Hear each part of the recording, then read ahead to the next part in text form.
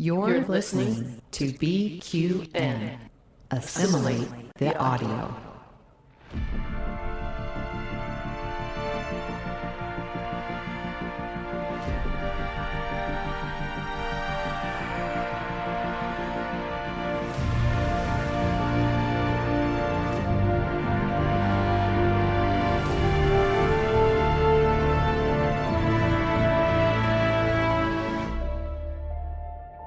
Good morning, I'm Chrissie De Clerck-Szilagyi. And I'm Jason Szilagyi with today's Caffeinated History with the Szilagyis on the BQN Podcast Collective. Before we jump into our topic for the day, we'd like to take a moment to thank our BQN Patreon patrons who make our show possible. Listeners, you can hear your name listed here as one of our associate producers with a monthly subscription of just $10 at patreon.com/BQN. And with a monthly Patreon subscription of $5 or more, you can join all sorts of fun opportunities with your collective. Watch your Patreon messages for details. Today's topic is Hedy Lamarr. Thanks to the showrunners, producers, and writers of Star Trek Prodigy, who named a new class of starship for her. At one time, Hedy Lamarr was best known for her acting, particularly her seeming willingness to appear nude in one of her earliest films, but now she is much better known for her contribution to communications technology. Her 1941 invention, which was intended to help keep Allied communications secret, was an important first step in the process to create the modern wireless technology on which we all now rely.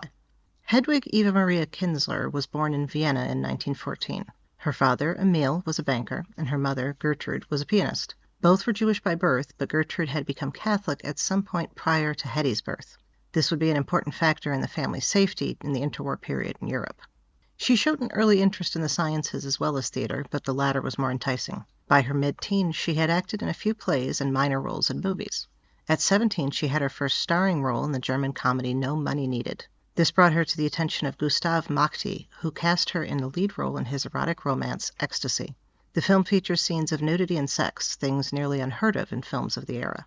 There is some question as to how much Lamarr knew going into the film. Mahdi claims she was aware these scenes were part of the script. Lamarr claims the director demanded she completely disrobe unexpectedly and that he met her refusal with her threat to have to pay for the rest of the reshoots if he had to replace her. So she acquiesced, with the understanding that these would be distant and show little intimate detail. He lied. She walked out of the premiere, wanting to distance herself from the role and the director in hopes of salvaging her career. The movie was considered artistic in Europe and won some awards, but in the United States it was deemed pornographic and banned. In August of that same year, 1935, she married Friedrich Mandl, an Austrian arms manufacturer nearly twice her age. He had close ties to the fascist governments of Italy and Nazi Germany. The couple often hosted high-ranking members of both governments at their home. At these dinners and other meetings, she was privy to conversations about the military situation and technology used by both countries. Her husband and his clients were unconcerned by her presence. They didn't think she was at all paying attention or understood what they were discussing.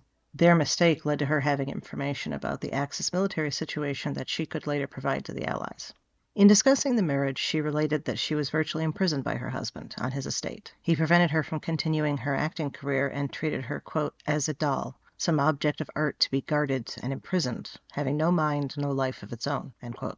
In 1937, she ended the marriage in the only way available to her, escaped to another country. She took her jewelry and disguised herself and fled to London.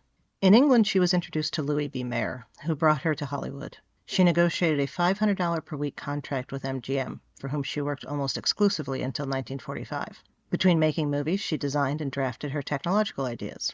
She worked with George Antheil, a composer who worked with player pianos, on a way to create a radio guidance system that could not be disrupted by the enemy. She had learned of the issue during her marriage to Mandl and understood the advantage such technology could give the Allies.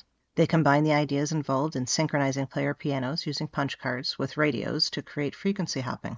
She was granted the patent in 1942 and soon after presented it to the Navy for use in torpedo guidance. They saw the potential value in the idea, but could not work out how to make a system small enough to fit inside a torpedo. They told her she would be more useful to the war effort by using her celebrity to sell war bonds, which she did between movies for the next 3 years. The end of the war coincided with the end of her MGM contract, which freed her to work with other production companies on her own terms. Despite her best efforts, though, she was typecast as the foreign seductress. So she opened her own production company. The movies from this company gave her opportunities to play different roles, but they weren't financially successful. She continued acting until 1958, and her most successful film was Samson and Delilah, which won 2 Oscars in 1950. Lamarr had married and divorced 5 more men between 1938 and 1965, eventually choosing to stay single. With her third husband, John Loder, she had 2 children, and the couple adopted a third. The adopted son, James, cut ties with his mother a few years after the divorce, having found out that he was Lamarr and Loder's natural son, born while she was still married to her second husband. On this basis, he later demanded control over her estate after her death in 2000, at which point DNA testing indicated that he was not related to either Lamarr or Loder.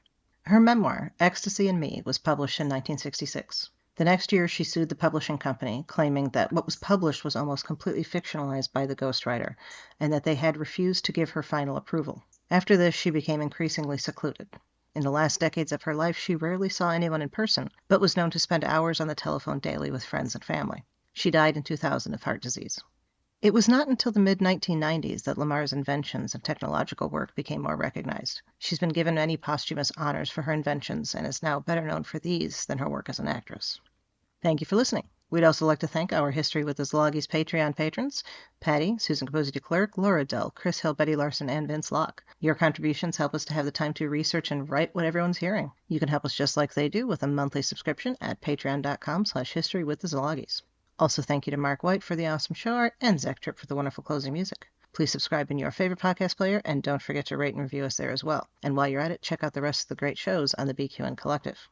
We'd love to hear what you think. If you'd like to reach out, you can find our network on the socials at BQN Podcasts, and this podcast in particular at History Szilagyi. You can also talk about any and all of the BQN podcasts in our Facebook group, the BQN Collective, and in our BQN Collective Discord page. And last but not least, you can find me on the socials at The Goddess Livia. That's TheGoddessLivia. And me at Jason Dark Elf. We'd love to hear topic suggestions. What would you like to learn on Caffeinated History?